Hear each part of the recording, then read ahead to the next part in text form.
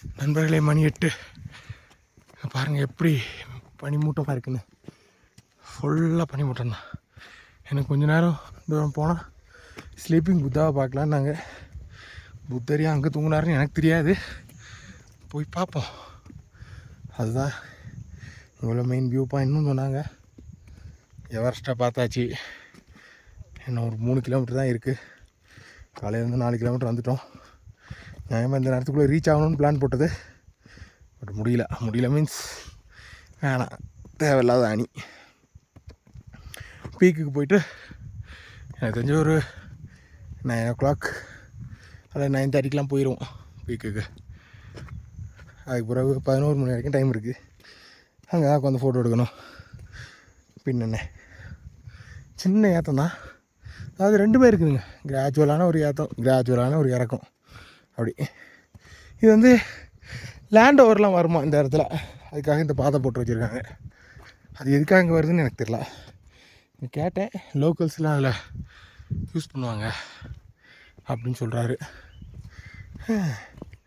நம்மக்கிட்ட தான் ஷிஃப்ட்டுக்கார தவிர வேறு ஒன்றும் இல்லை. அங்கே லோக்கல்ஸே லேண்ட் ஓவர் வச்சுருக்காங்க. பரவாயில்ல, நல்ல முன்னேற்றம். இங்கே இருக்க மரங்கள் மேக்ஸிமம் இந்த ஹைட் தாங்க இருக்கும், ரொம்ப சின்னதாக.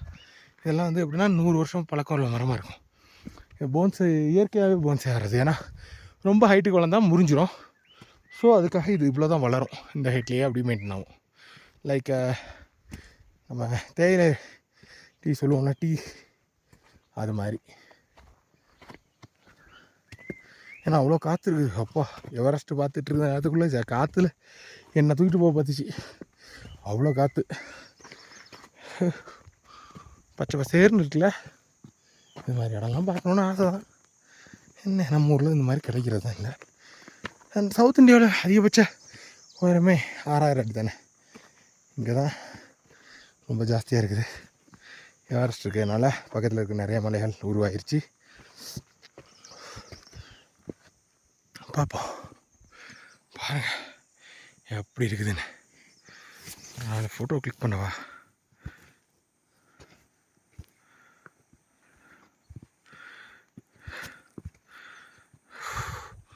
சூப்பர்ல. ஓ, என் கை வேறு இங்கே மறைக்குதா ஃபோட்டோவில், எனக்கே தெரியாது.